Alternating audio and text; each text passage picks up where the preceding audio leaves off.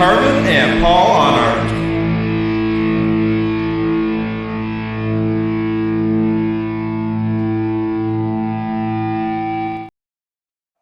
Hey, welcome to Road Less Traveled, episode 26. And we're here with Brian Carmen and our very special guest, Sean Spicer, multi GMA award winner, guitarist extraordinaire. And we're really looking forward to getting to know Sean tonight and to get to hear what's going on with him musically and spiritually. So, hey, Brian. How's it going tonight, Paul? It's going good, man. You got some music to share tonight, brother? Sure. One of my favorite female vocalists, Dawn Michelle from Fireflight. And this is their album called Now. If you haven't heard them, you should check them out. She's got really, really, really strong vocals. An exceptional female vocalist. So that's one. And then, of course, got to go to the throwback band, The Blood Good. Some of the fans didn't like this, but actually, this is my favorite album from them. It's one of my top favorites of them as well. Yep. Yeah. Rounded Out of the Rocks is a really good song. That's my favorite song on there. Yep. It's so biblical. Then, of course, one of the heavier ones from this band. Yeah. Jekyll and Hyde. Excellent album. Bob Hartman's one of my favorite guitar players and songwriters. Yeah, I got to see them play that one live. That was a good show. So did I. It was an outdoor concert this past summer. Oh, yeah, that's right. Yep. That was so my three, I got Venia, another band that probably nobody else has heard of. These guys are from Finland and female vocalist, just heavy rocker, good old school metal. So if you get a chance to check these guys out, Venia, you won't be disappointed. And so you can make fun of me for being very diverse in my musical taste, but this is something else I've been listening to this week. Rich Mullins. This is the album he made when just before he passed away. It's got the raw recordings. He was in a church recording on a tape recorder, and he was in a vehicle accident and died. And they released the raw recording, and then a bunch of CMA superstars did the album, did the recording. There's two discs, right? Two discs, yeah. Yep. And then this one, Alice Cooper, Last Temptation. This is such a theologically amazing album, and particularly the song Stolen Prayer. And those who don't know that Alice Cooper is a strong believer. He's got a strong testimony. And the song Stolen Prayer was written by Chris Cornell for Ozzy Osbourne. And Alice Cooper got a hold of it and said, let's rework some of these lyrics. And they recorded it together. And just an amazing song about avoiding Satan's tricks and staying close to God. But just an overall great album. So, Sean, welcome. Glad to have you. Buongiorno. Buongiorno. This is really cool. Did you have some music you wanted to share with us? Yes, I did. I didn't have CDs. I have vinyl. So we'll start off. I've been really into this Pink Floyd, More. Oh, yeah. And it's kind of a eclectic, interesting album. It doesn't get a lot of recognition. And I've been a Pink Floyd fan for as long as I can remember. But then I picked this one up and started listening to it. And it really just connected with me. Mm-hmm. So, it's old Pink Floyd. And here's one you guys would love. These guys are deadly. This is a band called Russian Circles. And it's kind of like metal instrumental. Oh, nice. With loops and things. It's really cool. Russian Circles. These guys are just incredible. I discovered this. And lastly, I might get beaten up for this one. Cal Tjader. He is a xylophone player because there's a jazz side of me. And yeah, that's not pretty metal or rock, but I don't know. I like listening to different instruments and instrumentation. It really sort of helps me grow and stretch musically because I do love hard rock, but there's a kind of a fusion side to me. There's an ambient side, a lot of different things that I can pull from. So I'm just a music lover at all, but I would say if you had to assess me, I'm probably more from my youth and stuff, more hard rock. All right. Well, we're excited to have you, and Thank we're you. going to talk about your exciting career and the things that you've gotten to do and your solo release and things like that. Before we get started, we want to jump to our comment section. And Brian, you want to read the comments? Sarah, that we had on last week, she says hello. Good to see you guys. How you doing, Sarah? Hello, Sarah. Oh, and Sarah also said love the Batman Cup. And then my girl Leah says ragamuffin. Yep, that would be the Rich Mullins. Yep. And she's also said good evening, everybody. Good Hey, evening. Leah. And then some woman named Chrissy Honert says Yeah, that hello. would be my lovely wife. And welcome. Glad you're on, baby. And Sarah threw out an emoji for us. So, Sean,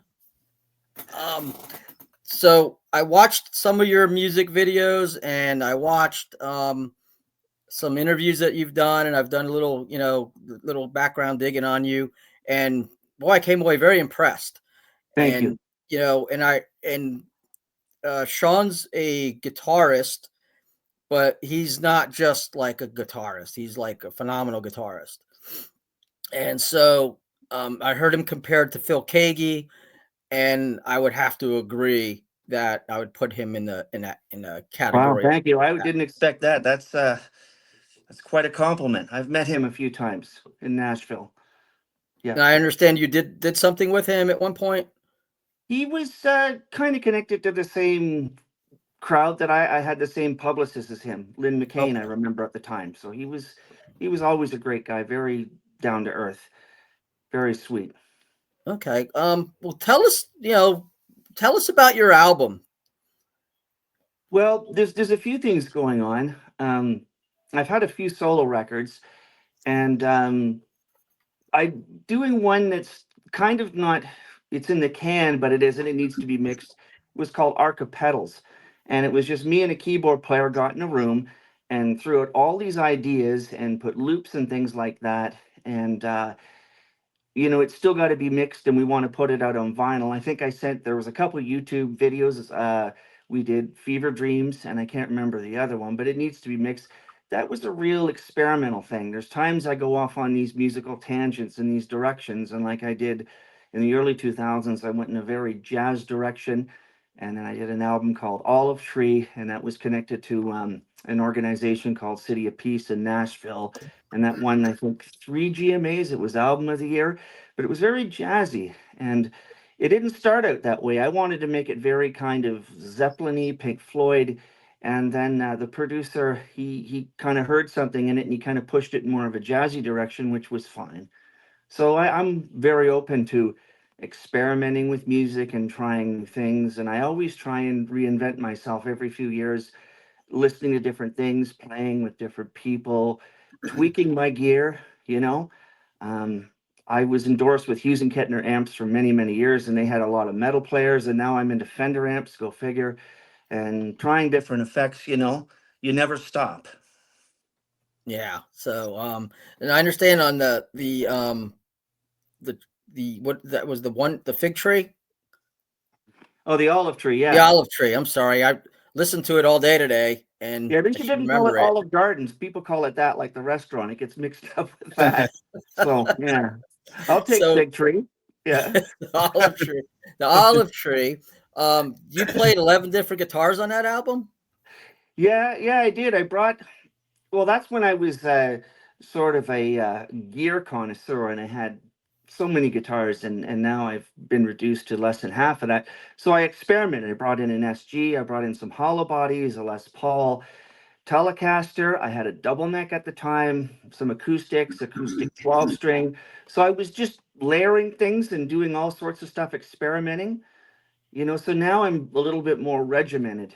I will play, like I just did a gig with a band I'm very proud of, Tom Carlander and Pale Blue Sound. We played 3 nights ago in Bellevue, just outside of Pittsburgh. And I just basically have the same setup for that and pretty much play the same way. But in other applications, I really kind of stretch out and love to experiment. So, Okay. yeah, I So used a lot of guitars for that. Yeah. yeah. And it sounds great. So I noticed, instrumental yet very spiritually titled songs, and so talk about the spiritual aspect of instrumental music, because obviously there was a spiritual aspect that you were tapping into, that you were influenced by in that. Yes, I was connected for a while to the Messianic Jewish people. Those are, for those who don't know, those are Jewish people who are believers in Jesus. So they believe in that, Jesus was the Messiah. And I played with a virtuoso violin player, Dan David, and we did a lot of touring. We were on TV shows, and I connected with a wonderful family down in Nashville, and they had an idea for a concept album.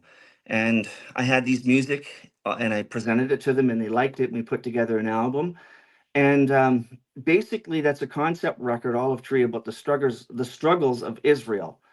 So the struggles of the Jewish people. That's why you see titles like Sephardim and Diaspora. So it's almost taken from like the Book of Exodus. So I just wrote the music, and the executive and the producer, Jochen Marcelino, he thought up the titles and brought the whole thing to life and brought the concept together. So it did have a very spiritual thing to it. And there were many people that had a hand in it, the musicians and stuff. So yeah. So that's pretty awesome. Hey, my girlfriend Leah that commented earlier, she's a Messianic Jew. Yeah, they're wonderful people, and they've done wonderful things. I really enjoyed being a part of what they do, and I would go to MJA many times. I haven't gone in a while, but yes. So I've done that was one of the things that I did, and I've connected. I've been all over the map, but before I was connected to a lot of Christians in the Latino, and I recorded a worship album in Costa Rica, sorry, with Johnny Juarez, and I've done a lot of session work. So I've been around. So I've just kind of, like passed the baton or something like that. Musical chairs, that sort of thing. So if someone Yeah. ever wanted me and they could use me, and I was like, sure, I'm open to that. That's the way we have to be in service to our Savior. Yeah, exactly. So I don't know. I mean, I would love to do something heavier at some point, and just waiting for that opportunity to come. If someone ever said, want to do something heavier and drop D tune, I'd love to do that and play in, some drop D tune. I was a huge fan of Thousand Foot Crutch, Oh, and I yeah. love their music, and I always wanted to be. I knew Trevor. He was in some of the circles that I was. So I that was something I've always wanted to do, but you got to take the opportunities as they come. He has a great voice, doesn't he? Yeah, Trevor? he does. Yeah, Unbelievable. yeah, Yeah. And they're from Canada also, aren't they? yeah. They are, but some of them relocated to like Nashville, to Franklin. Okay. So Yeah. You want to read those? Yeah. So Terry Lynn Kelly is on with Chaz Bond, one of our former guests. Hey guys, great to have you here. wonderful And people. yes. Chaz Bond sang one of our songs on our second album. Yeah, he's got a killer voice. Oh He yeah. does. Incredible. And a great range, because I mean what he did for War was completely different than what he does with Biogenesis. Yep. But it was all still great stuff. So John Paredes, I hope I'm saying it properly. A John couple Paredes. of Sean fans watching over here. So is that somebody you know, Sean? Yes, he's one of my bandmates in Oh, Pale Blue Sound. So we just played together a few nights ago, and he's a dear friend and musical inspiration. He plays bass really well and piano excellent, and he's like me. He's into a lot of genres of music and things. So it's really a great thing to play alongside him. excellent. Cool. Welcome. And- Thanks for watching. Yeah, thanks for being with us. He shared a couple of links that will be available for whoever wants to do after, when the show's up. I'm sure it's links to your guys' music. Paula Salmons from Bristol, Tennessee. That's my daughter. Hey, Paula. Hello. And John responded to us with a hi. So great having everybody on tonight. So let's talk about your spiritual journey a little bit. And like you said, you did some stuff in Costa Rica, and then with the Latin church, and then you you kind of went into the Messianic Jewish community. So where did you start with Christ? As a teenager, when I entered high school, I was very confused and lost and trying to find my way. And I started going to church. And at that time, kids were getting into a lot of trouble back then, drugs and things like that.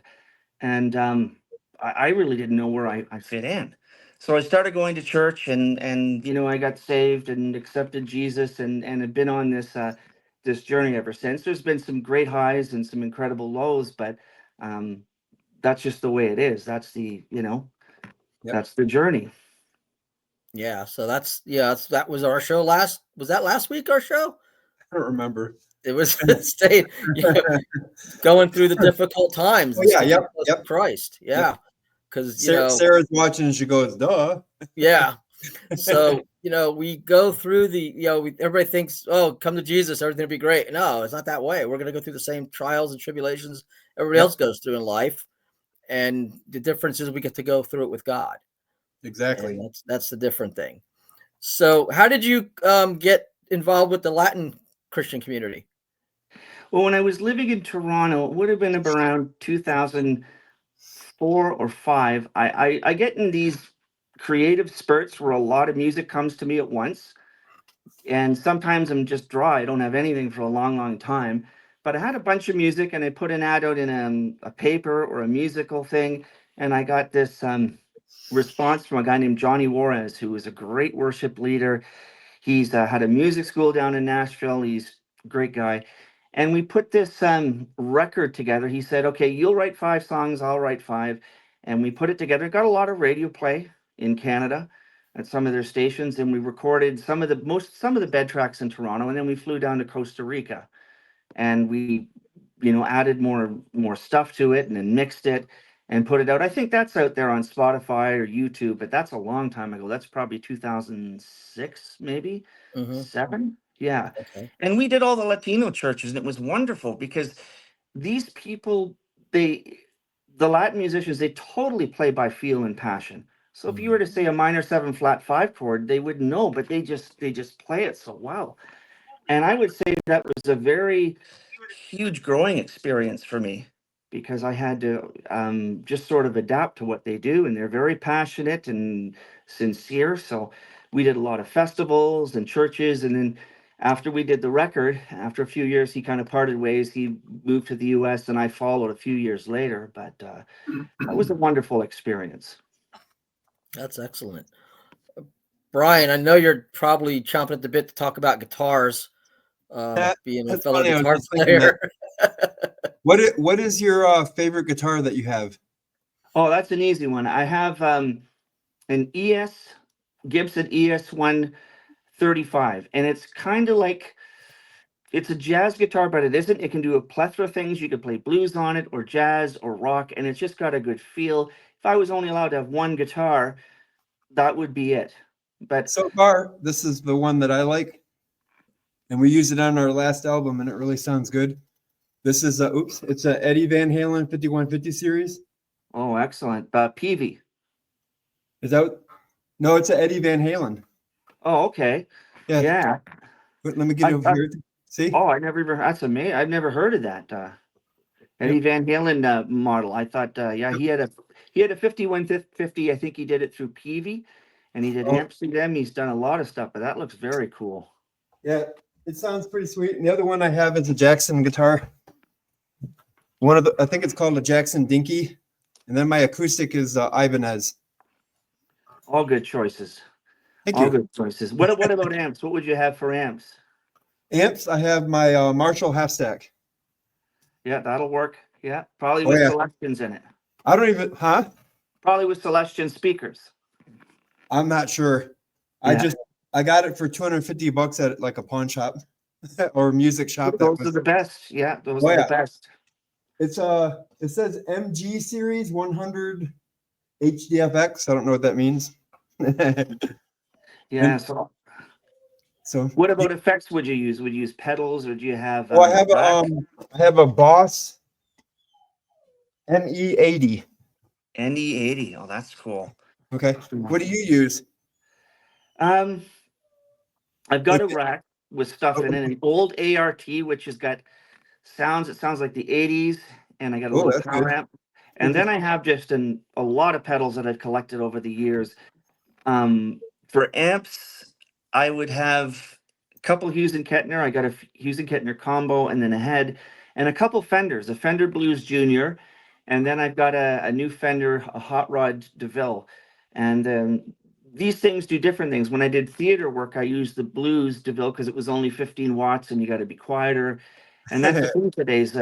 You go on these stages. Everyone's complaining about volume, so amps are getting smaller. I remember the good old days. You see people with stacks and stuff, and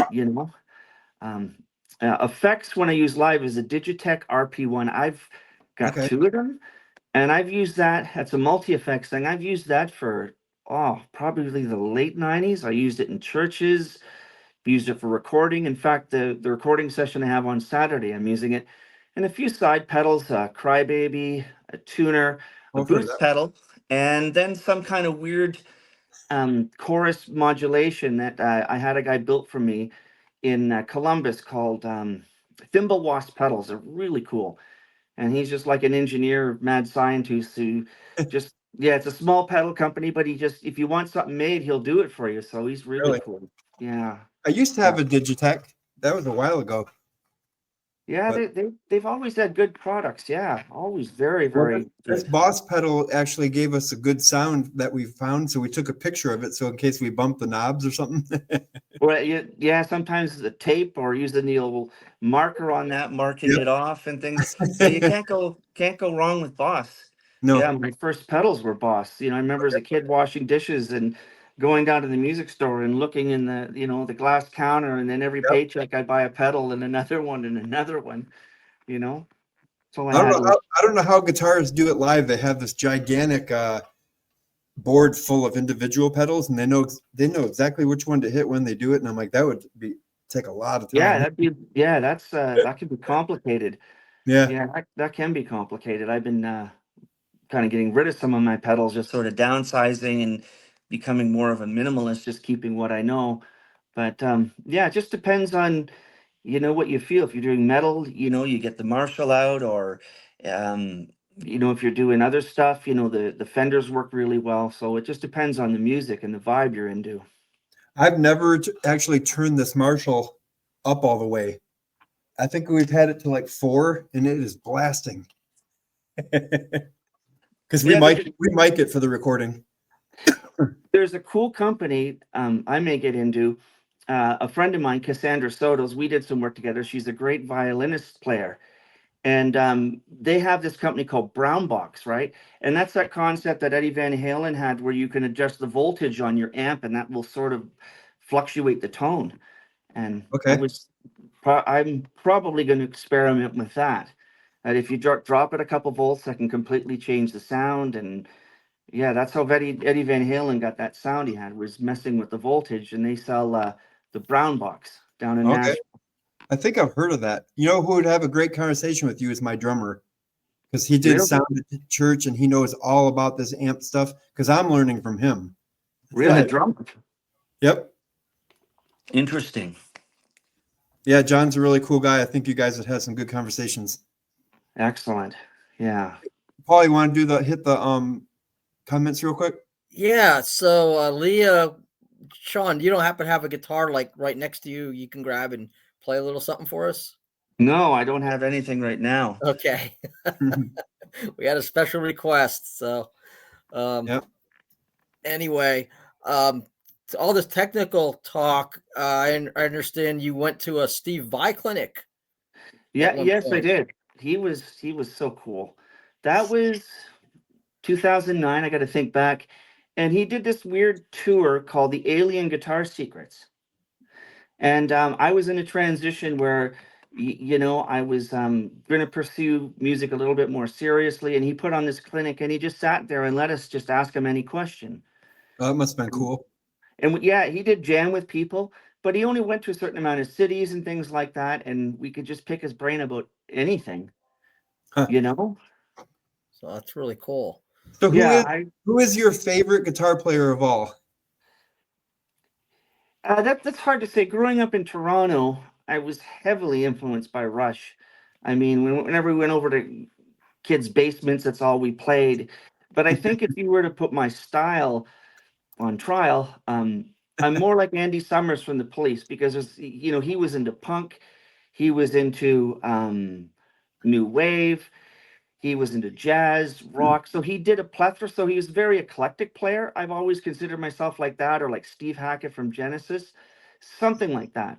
I never got overly technical, even though I do love that. I mean, I had all the shrapnel records of Richie Cawson and Greg Howe, and I love those shred players, but I never gravitated in my playing style too much toward that. So it was more um, like a Steve Hackett, like sort of serve the song.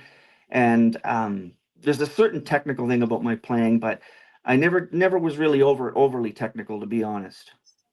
I was But Andy influenced a Summers might lot be by. my top, my number one. Have you heard of the band Bloodgood? No, I haven't. Really?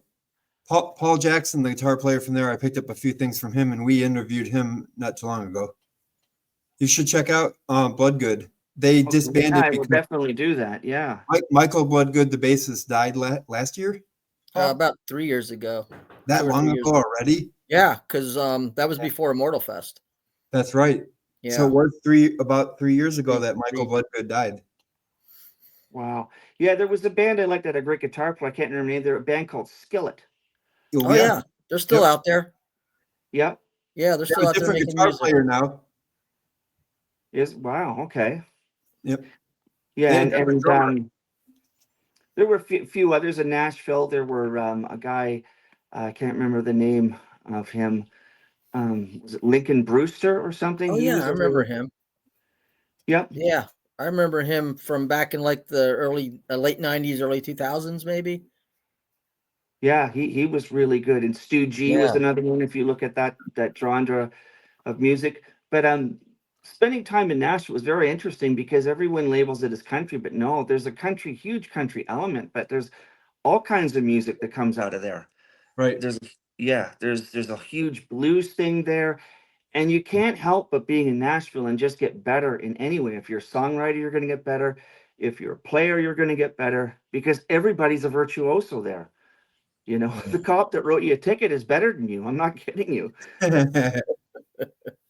Nowadays, they're like little kids, or you see the videos on YouTube and they're going flying out. I'm like, what? Yeah, I teach at a music school and I see that. I teach at the School of Rock here in Pittsburgh. And it's amazing to see some of these kids, like they're so into music and they're just concentrating on that and they're not out getting into trouble. And Yep. it's a really good program. And then they get up and they play on stages and in venues and around town, and it's really, really good for them. So I've been at the School of Rock in Pittsburgh since I've been here, and then I was in it for a few years in Cleveland. So I do like teaching. I love that too. That's cool.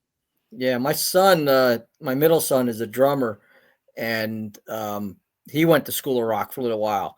And my buddy Victor Griffin, who him and I started Metal Mission in Knoxville together, we went out to the club Open Chord out here in Knoxville where we used to do our outreaches, and we got to go see a School of Rock show. And it was impressive for these kids to get up there and do what they were doing. And School of Rock is a great program. So yeah, I highly recommend it. Well, any music school is good. That's going to, but this one is particularly geared toward getting kids on performance, getting them to learn songs and get on stage. So you can go to some music schools that are just going to teach them the fundamentals, but this really gets kid up on stage, and it's a great thing.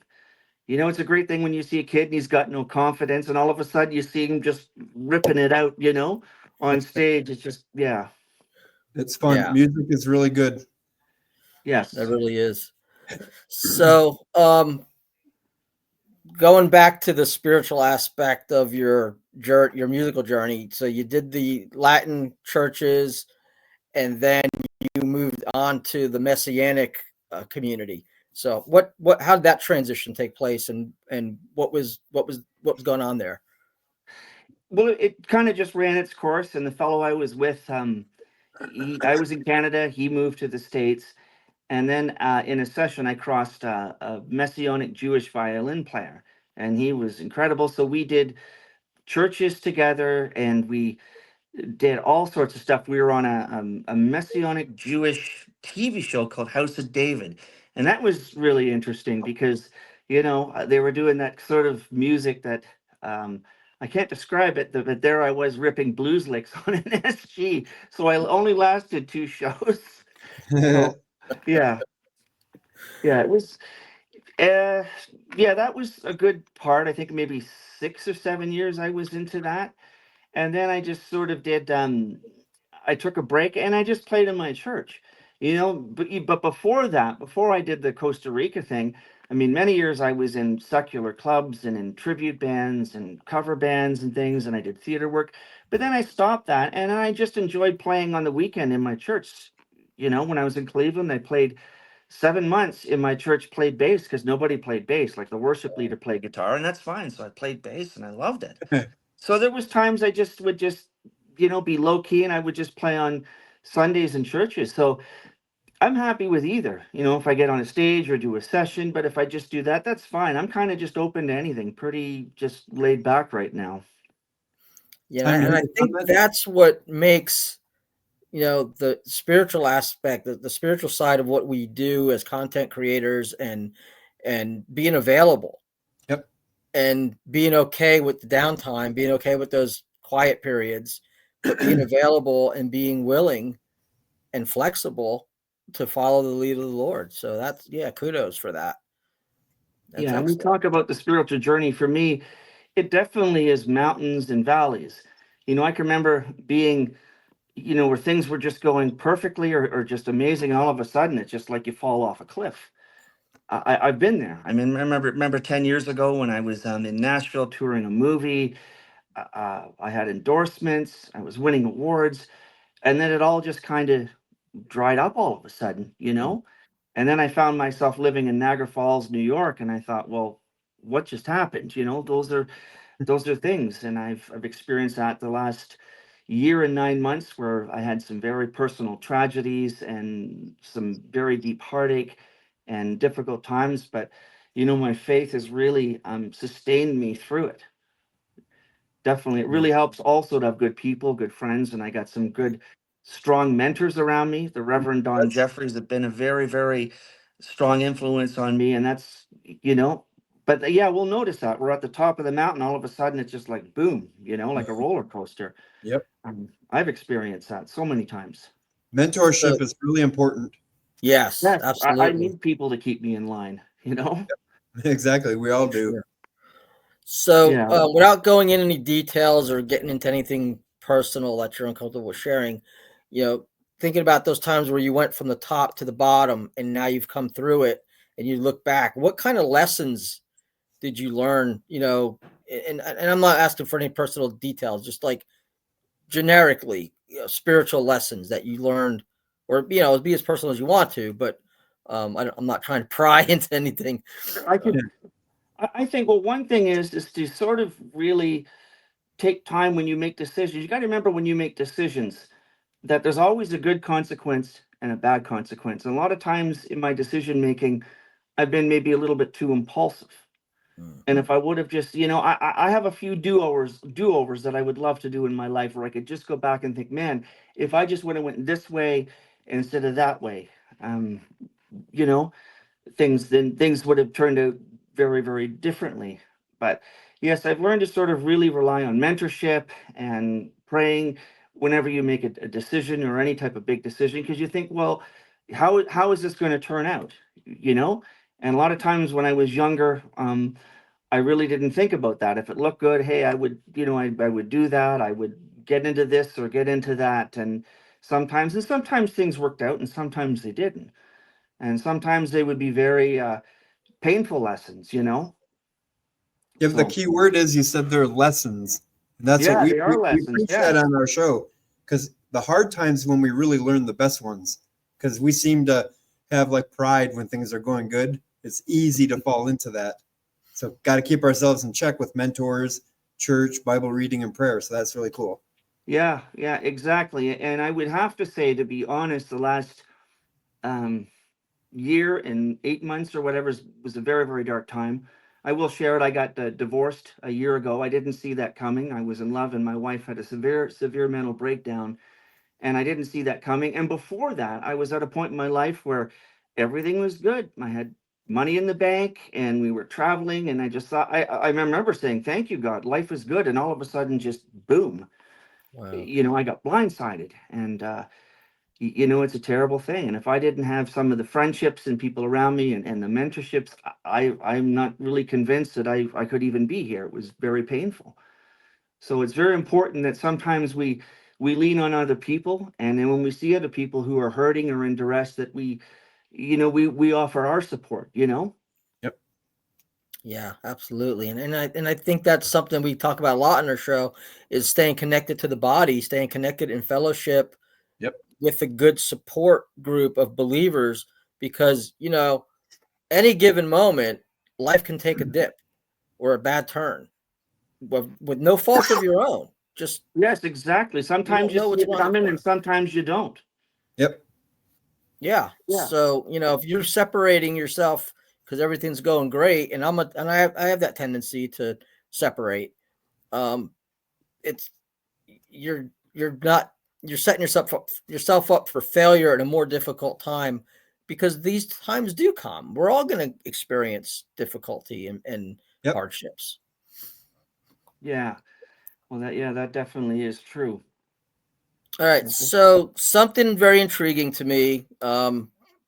It was something I talked a lot about when I first saw it.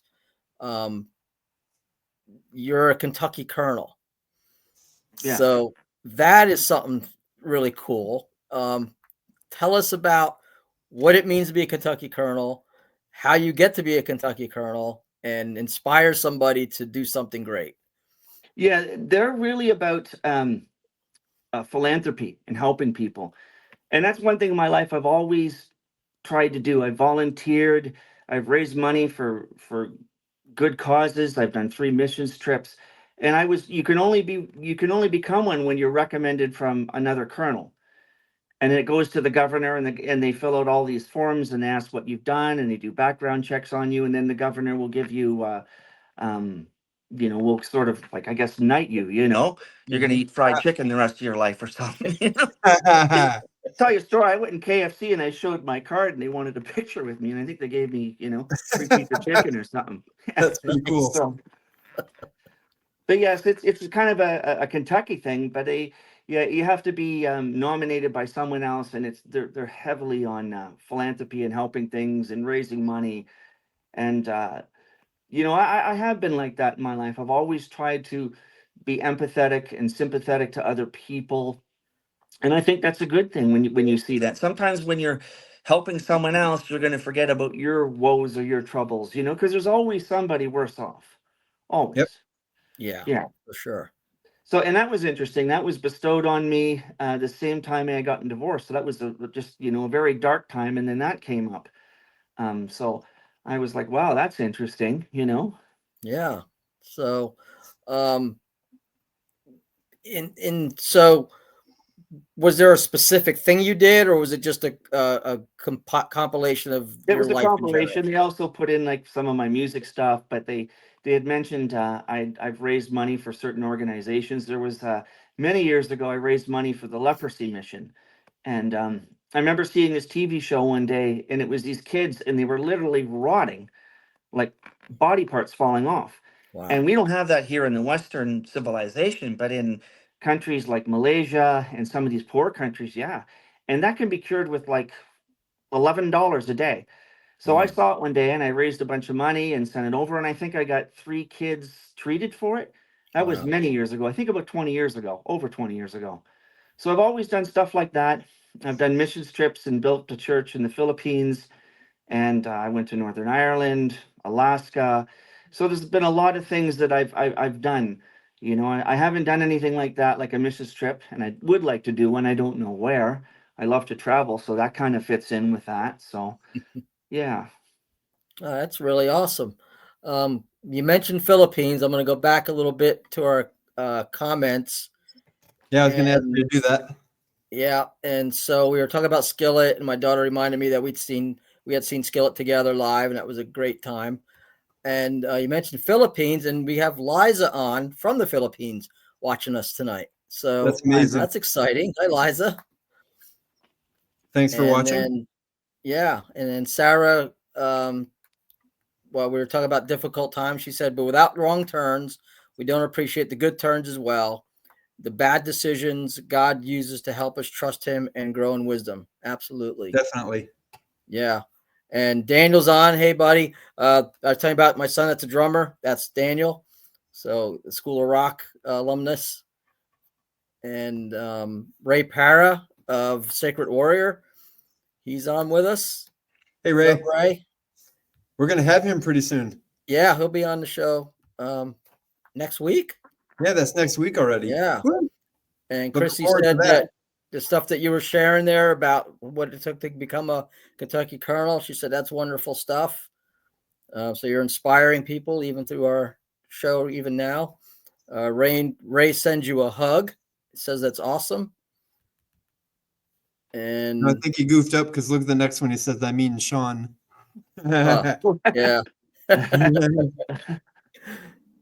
And Daniel mentioned Traveling Man. I guess that's a nice blues reference there. And Sarah said, may God continue to bless you for the work that you've done for him. And, that's the thing, you're doing these things and I'm sure when you saw these children that were rotten and Yeah. sick, you didn't think, oh, I'm going to make a name for myself by helping these kids out. Right. Oh, You it was all underground. I put this really CD called out. It's not even out there. It was called Textures. And then I was doing shows at churches with someone. It was before the Latino guy, and I talked to the leprosy mission, and I said, "Well, any sale from this CD, I will just donate to you guys." So Awesome. when I went to churches, I just gave all the money to it. So I had a bunch of these CDs printed out, and it was weird, wacky instrumental stuff. I mean, it was, you'd probably hear it in the elevator or at Rite Aid or something like that. But yeah, I just had an idea, and I thought, wow, maybe I could do something. I was always influenced by that story that, people think that we're just overwhelmed with adversity and problems in our world. And it was like that story of the kid or the man walking on the beach, and there's all these starfish that were going to die that were on the beach. And the kid was saying he was throwing one at a time, and someone said, well, why are you wasting your time? They're going to die.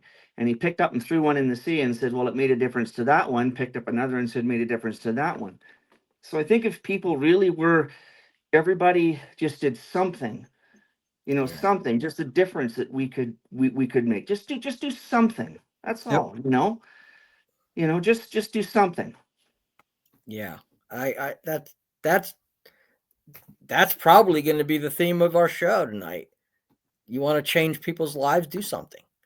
Yep. Yeah, it doesn't have to be something big or elaborate. You're going to go do some mission trip or, in some safari. It can be just, I heard a story about someone going to commit suicide, and all it took was someone phoning up saying, hey, I'm here for you. And someone told me that, just sometimes reaching out to someone, or just do something. It doesn't have to be elaborate. It doesn't have to be something big. It can just be something small. But those small things really sometimes they add up. Exactly. And I know that's been that way for me, where people have reached out or they've been there, or they've done, little things. And I think about through my dark time where, a dear friend of mine, let me stay at his place, and I slept in his basement. I didn't want to be home when I was going through a separation and a divorce, and the people that were there, I think, man, they made all the difference in the world. I may not even be here because of them. It was just that's what I've learned. Just do something. Just do something. Excellent. Chrissy asked, no, there it is. I guess going back to the Kentucky Colonel, did they approach you or you approached them? So you said it was another colonel. Yeah. Yeah, it was another colonel who phoned me and said, I would like to nominate you. And he asked me a bunch of questions, and what have you done? I just feel I'd like to do this. And this man was an extraordinary man. He was a retired police officer. He was a chaplain. He was a veteran. He did a lot of amazing stuff. I think he even guarded one of our presidents. And Wow. he said, I'd like to nominate you for this. And can you tell me more about your background? So I did. And then he put it together in this form that they sent out, and they sent it to the governor of Kentucky, and then they nominate on it. And then I was selected. That's So so it also cool. kind of has a thing for it. You sort of have to carry on the tradition of being a philanthropist, and then I get notices and things of things that those guys do, Hmm. where they're raising money for the hurricane victims in North Carolina, things like that. Very cool. Paula wants to know about information about the leprosy organization. Do you still have any connection to that or any contact It's information for been them? years. I think it's just if you just Google the leprosy mission. Leprosy mission. Okay. Yeah.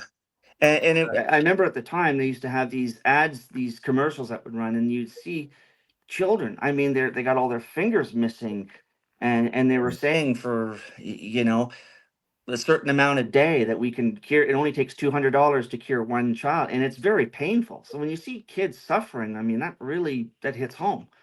So I thought, okay, I got to do something. So, I did. I took a chance. Oh, that's really cool. Chrissy says that's beautiful, and she agrees. The small things are definitely big things, bigger than people think. And to us, it's a small gesture, but like you said, to that person that's getting ready to jump off a bridge, hey, don't do that.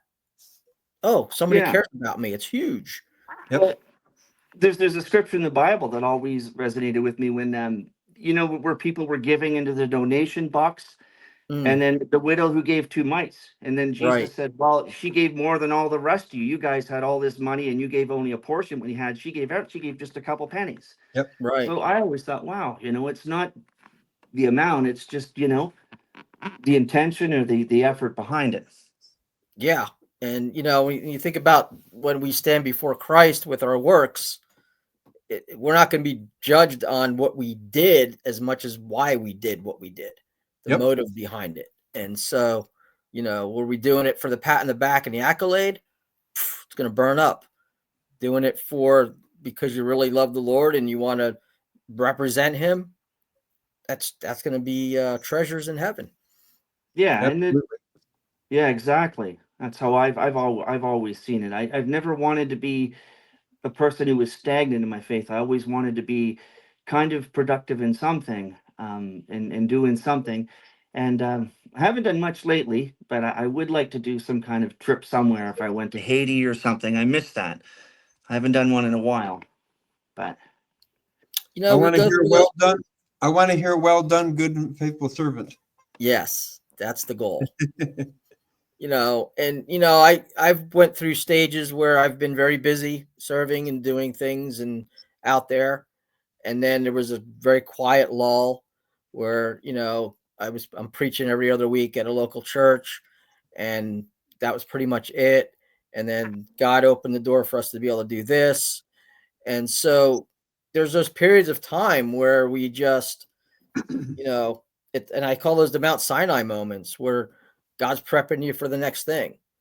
Yep. And so whatever the quiet time is you're learning, you're growing, you're being poured into so that you're ready for the next thing that God has for you, the next journey.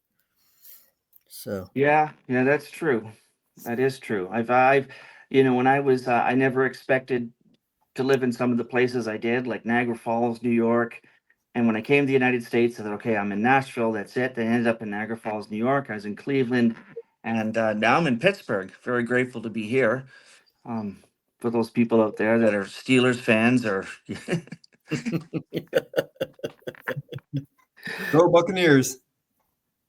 so you're from Detroit. I thought you'd be a Lions fan. Oh no, I'm on the west side, and I grew up down in Florida. So I've been to like 70 Buccaneer games. I've been a Buccaneer fan since 1976, and I got that too. Oh wow, yeah. So Daniel wants to know, how did you know the gentleman that nominated you for a colonel? I crossed paths with him through ministry, and we became friends. And he got nominated because of his a lot of the things he did. He was a police officer, a veteran, and he was a chaplain, and he had a ministry. Yeah, I met him through people, and he became a friend. So Awesome. And Paula, in response to, talk about the quiet stuff, she said, sounds like you've been very productive in lots of things, and even in the midst of your own trials and suffering. And that's such an inspiration to me and to Brian, and I'm sure, and to our listeners and viewers, that, you went through this stuff, horrible thing, a divorce, unexpected divorce like that. And you didn't go through it by yourself. You went through it with the Lord, and you went through it with others that cared about you, that represented God to you. Yep. And I think that's such an inspiration for so many of us, that, to not only trust God during that time, but to be that person for somebody else during their time. yeah, that is so true. So, you also mentioned you got a new project in the works right now. Yeah, well, there's actually three. But Tom Kurlander and Pale Blue Sound, we've been working on a record for a while. I think we're 4 or 5 songs into it. We plan on finishing it. He's a very strong songwriter, and we perform as often as we can in the Pittsburgh area. I have the Archipedals, which was a very ambient instrumental thing, me and a keyboard player. Very, very different. So that needs to be mixed and mastered, and then it's going to be on vinyl. And then this Saturday, I'm heading to Toronto to record on a Rush tribute project for Neil Peart, who died, the drummer. So that's I've been told that's a big deal, because the producer Terry Brown's going to be involved, so that they've selected certain musicians to do certain Rush songs and put it on this record, and it's being sent over to England or somewhere to be mixed and mastered. So I have to go in to do this one Rush song on Saturday. Can you say what song it is or not? Yeah, it wasn't one I wanted, but it was called What You're Doing from the first album. It's very Led Zeppelin-y. Okay. Yeah, from the first Rush album. I would have preferred a lot of other songs like Tom Sawyer or Limelight, Yep. Spirit of the Radio. There's many, many others, but yeah, they picked me for that one, so it's okay, sure, why not? You'll take it. And do you know anybody else that's playing on that, or is that secret information? No, I don't. There's some interesting people they haven't told me. I know one guy who's a bass player. He's an excellent bass player, Mike Dale. He's great. So he's on it. So I don't even know who the drummer or the singer is. So it's just that song, and then they've picked different musicians for different songs, and it's like a tribute record to Neil Peart. And then they're planning on having that out where they're having some not a benefit show, but a tribute show to him at some point. Yeah, as you know, he died 5 years ago. Was it that long already? Yeah, it was Wow. January of 2020. Wow. Yep. Yeah. I remember getting the news, and it was just, yeah. Yeah, When I you grow remember. up in Toronto, Russia's like the Beatles were to like England to, Russia's like that. They have that kind of influence, in the Toronto area. So Yeah. So, coming from Toronto to the States, what's the dynamic like? Is it church wise, culture wise? Is it a tough transition? It is and it isn't. I mean, the States is obviously much more bigger and there's more opportunities.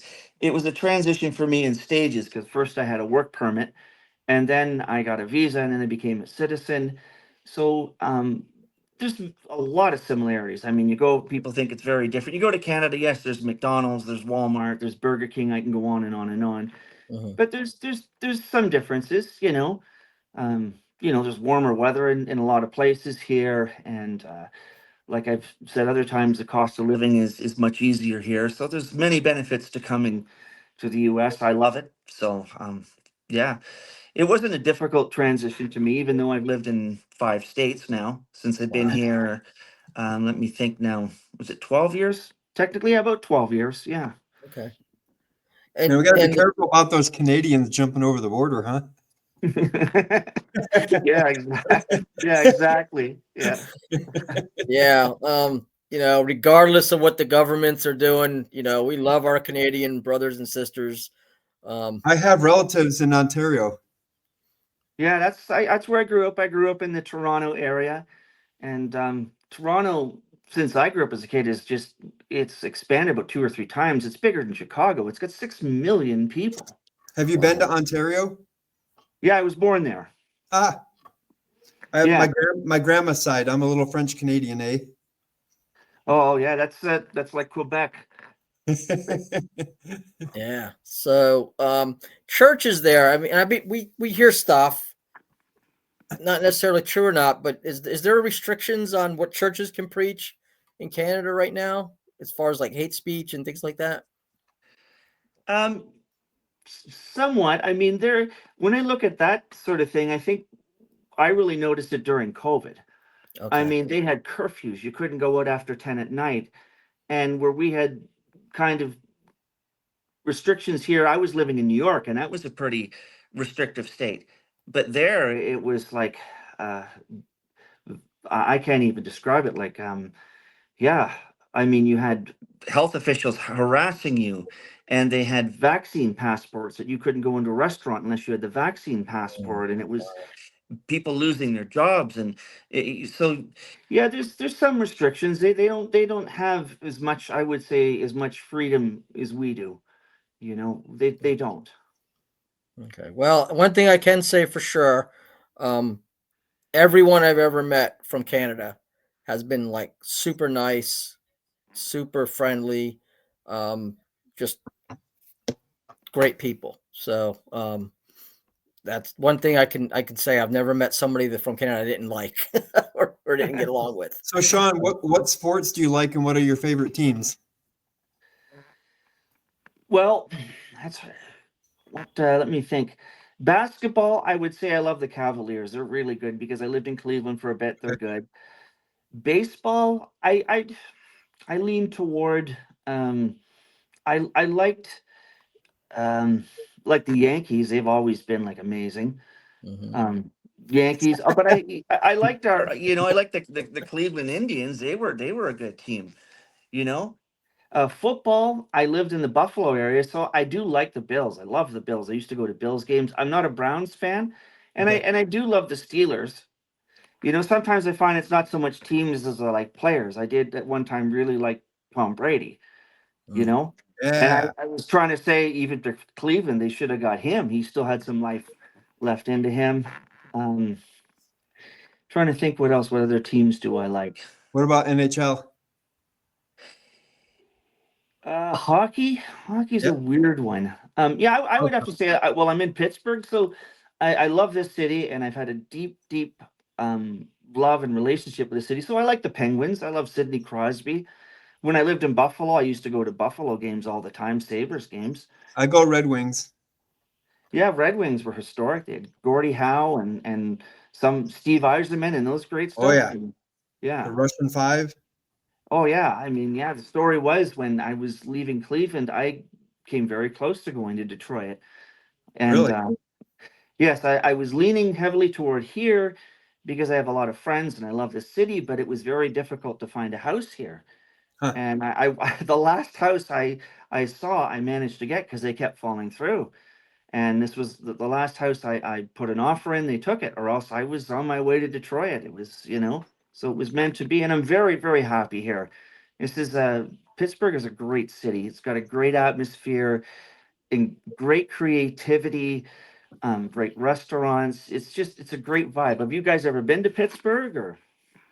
I've been to No, Philadelphia, but not Pittsburgh. I think I went through it. Yeah, it's it's just a really neat city. I've had a relationship for about 15 years, and I've been meaning to come here, and my biggest mistake is I didn't come here earlier. So I was always, when I left Nashville, I was going to come here. I didn't, and I ended up in New York for a long time, and then I went to was left New York after COVID. I ended up, was going to try and come here, but finally I said enough is enough. So yeah, Hey, I want to be silly for a second. I know that you're from Canada, so I want you yeah. to say the word about. About, did I Yep, say it okay? about. About, I was starting to pay attention to your enunciation, and I can hear the Canadian in it. Well, I heard it still right have up, right that. off the I thought I bat. shipped that years ago.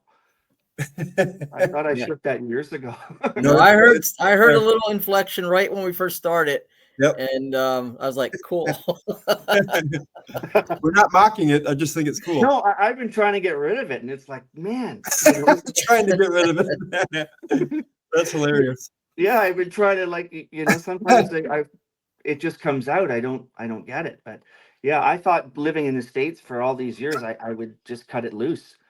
But yeah, I get all these questions. Are you Canadian? I go, yes, yeah. I mean, Well, every once in a while, sometimes someone will do that to me too. They'll say, "Are you Canadian?" I'm like, "No." But I think that's something that's hard to shake because I left New Jersey when I was like 9 years old, moved to Florida, and as far as I knew, I didn't have any accent at all. And then I come to Tennessee, and people are like, "You weren't always from Florida, were you?" And I'm like, That's funny. Yeah.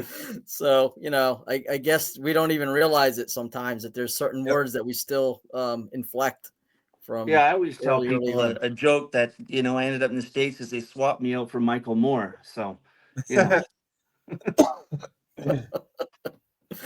Well, unfortunately, we have come to the end of our hour.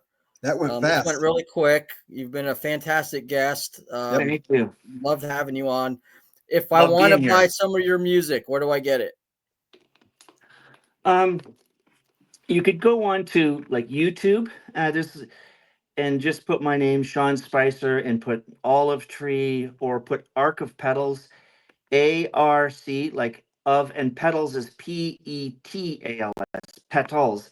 And then I would recommend the band I've played with for 13 years, Tom Kurlander and Pale Blue Sound. So if you go into Spotify or any of those streaming networks, YouTube, there's a lot of our live stuff we've done. So it's kind of a hybrid of Tom Petty meets Bruce Springsteen meets Lou Reed, kind of classic rock. So he's a great songwriter, and we got a great band. We have John Paredes and David Harris and Justin and Steve Irwin.